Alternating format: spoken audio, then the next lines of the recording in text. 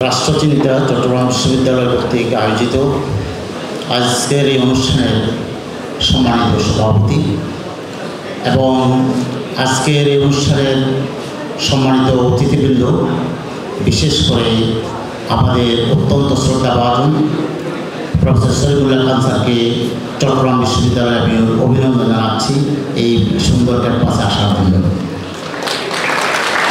আমি প্রথমেই স্মরণ করছি 1971 সালের সেই বীর শহীদদেরকে, স্মরণ করছি 24-এর বীর শহীদদেরকে, যারা একটি বৈষম্যহীন বাংলাদেশ প্রতিষ্ঠা করার জন্য নিজেদের জীবন দিয়ে গেছেন। আজকের এই অনুষ্ঠানে আমি কিন্তু সর্বপ্রথম বৈষম্যের শিকার হয়েছি।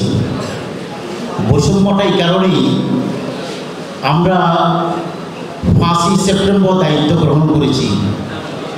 আজকে নভেম্বরের যদি 1 তারিখে যদি আমার কাছে হিসাব চাওয়া হয় যে 30,000 ছাত্রছাত্রী আপনি কেন তাদের আবাসন ব্যবস্থা করতে পারলেন না, এটি আমার উপর জঘন্যতম একটা জুলুম এবং জঘন্যতম একটা বৈষম্য আমি মনে করছি।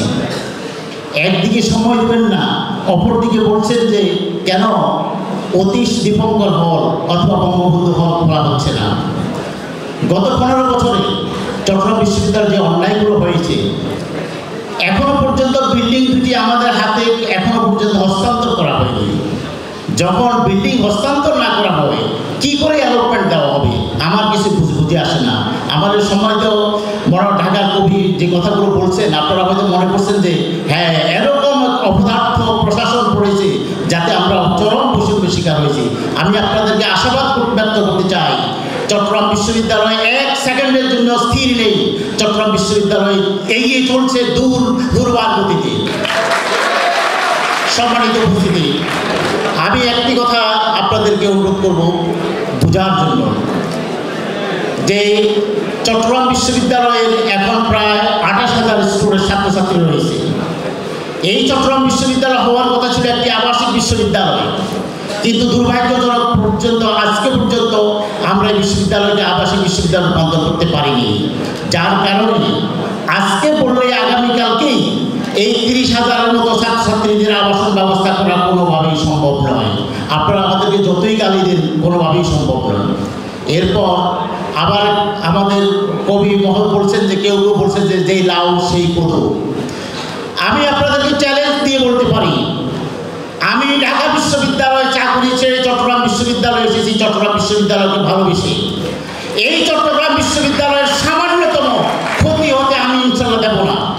সুতরাং আমি এতটুকু বলতে চাই যে রাষ্ট্রের যে সম্পদ, রাষ্ট্রের যে দায়িত্ব, সেইটি 100% সামনে রেখে দায়িত্ব পালন করার ক্ষেত্রে সামনে এগিয়ে যাবো, কোনোদিন পিছপা হবো না, এই কথাটুকু দিতে পারি। আরেকটি কথা আমি আপনাদেরকে বলে যাচ্ছি যে রাষ্ট্র চিন্তার জন্য যেটি 1971 সালে অনেক সুন্দর সুন্দর কথা কিন্তু আমাদের এই জাতি শুনেছিল। কেন আমরা 1971 সালেরকে ধারণ করতে পারিনি? কেন আমরা 90-এর গণ অভ্যুত্থানকে ধারণ করতে পারিনি? কেন আমরা 24-এর আজকে গণ আন্দোলনের ব্যাপারেও প্রশ্ন আসছে আমরা ধারণ করতে পারিনি? কারণ হচ্ছে আমরা সেই স্বাধীনতাকে সংরক্ষিত করতে পারিনি। এই জন্য মেজর জলিল বলেছিলেন অরক্ষিত স্বাধীনতাই পরাধীনতা। আমি আপনাদেরকে অনুরোধ করব, বিপ্লবোত্তর অথবা স্বাধীনোত্তর যে কোনো দেশে 2টি শক্তি মানুষের প্রয়োজন। প্রথম শক্তি হচ্ছে জাতিকে ঐক্যবদ্ধ করতে হবে।